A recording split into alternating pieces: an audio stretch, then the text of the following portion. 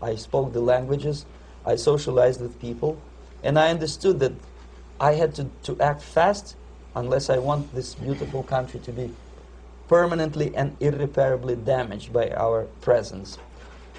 One of the reasons not to defect was, as you can see, I was living in relative affluence.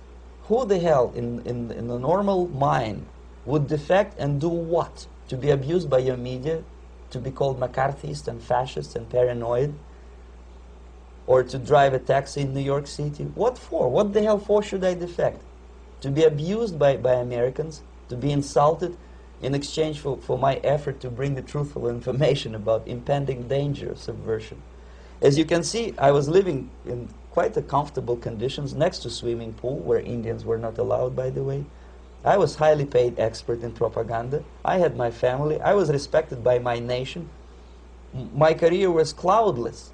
The third reason, how to defect with the family.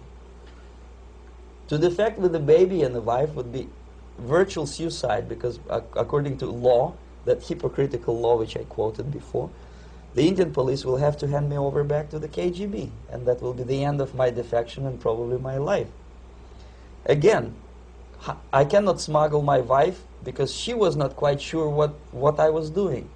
She was not that idealistically involved, and she was definitely not in the total picture of what I was doing for the KGB. She would be shocked if I you know, put her in my van and drive her to the American embassy or elsewhere.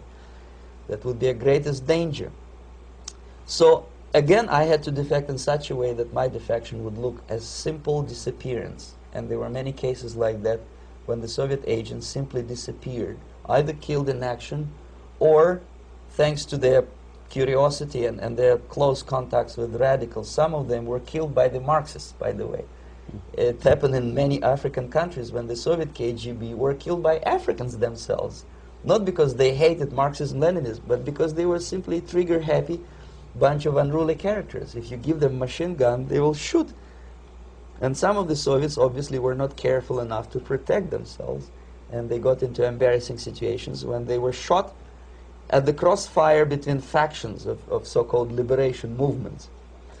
Anyway, so I decided, as I said, to study the counterculture. I decided this probably would be the best way to disappear. I socialized with characters like this. On the left, you see, is a barefoot American hippie. It took me quite a long time to study exactly what they were doing and how to mix with them. But eventually I did it. Most of Indian newspapers carried my picture and promise of 2,000 rupees for information about my whereabouts. But they were looking for the wrong person, because they obviously tried to stop a young Soviet diplomat in white shirt and tie, and this is how I looked at the time of defection. Nobody could possibly think that a Soviet diplomat would be as crazy as to join a bunch of hippies. That's you. Yes, travel India and smoke hash. So I made it literally almost like a Hollywood-style detective story. From under the nose of the KGB in Bombay airport, I landed the plane and I flew to Greece, where I was debriefed by the CIA. That's basically that's all for my slides. We can turn off the projector, and that's very interesting. Well, you spoke several times before about ideological subversion. That is a phrase that I'm afraid some Americans don't fully understand. When the Soviets use the phrase ideological subversion, what do they mean by it?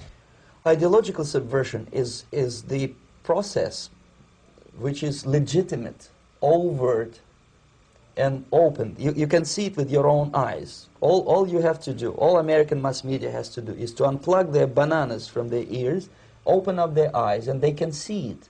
There is no mystery. There is nothing to do with espionage.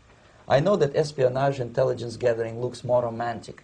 It sells more deodorants through the advertising, probably. That's why your Hollywood producers are so crazy about James Bond type of thrillers. But in reality, the main emphasis of the KGB is not in the area of intelligence at all.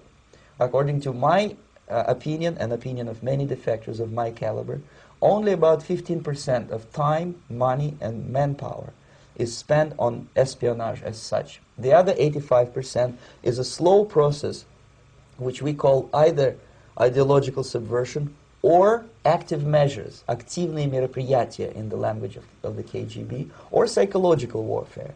What it basically means is to change the perception of reality of every American to such an extent that despite of the abundance